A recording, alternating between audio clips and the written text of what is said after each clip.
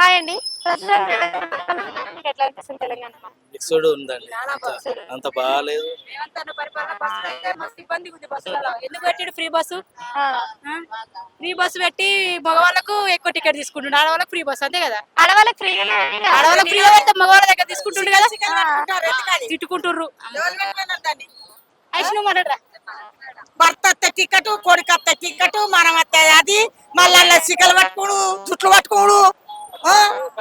అదొక్కటి కాదు, ఒక్క టికెట్ మీద 30-40 ఆడల మొగలకు సరి సమానం చేస్తే ఎక్కడ దిగటోళ్ళు అక్కడ దిగడు. ఎక్కడ ఇప్పుడు పిరాన వరకు జనాలు దాటానికి కూడా పోయేవాటి జనాలు. మీరు కూడా పోతారు కదా? ఫంక్షన్ పోతాను మేము, ఫంక్షన్ పోతాను మేము, పెళ్లిళ్ళు ఫంక్షన్ పోతాను మేము. అట్లా పోతాను, అట్లా మేము ఎక్కితే వీళ్ళు ఎక్కుతలేరు, మరి వీళ్ళ కోసం మేము ఉండాలి కదా. మీ ఫ్రీ బస్ లో మీరు పోరు అంటారు వాళ్ళు. ఫ్రీ బస్సులో పోతే ఉన్నది అట్లా ఉంటది. భర్త లేని భార్య పోరు, భార్య లేని భర్త పోరు. మళ్ళీ అయితే సిక్క కదా. ఇది ఇది ఎందుకు పెట్టిండో అర్థం కాదు. ఇంకా లేవా ఏంటి, లేవా ఇక పెట్టేటి.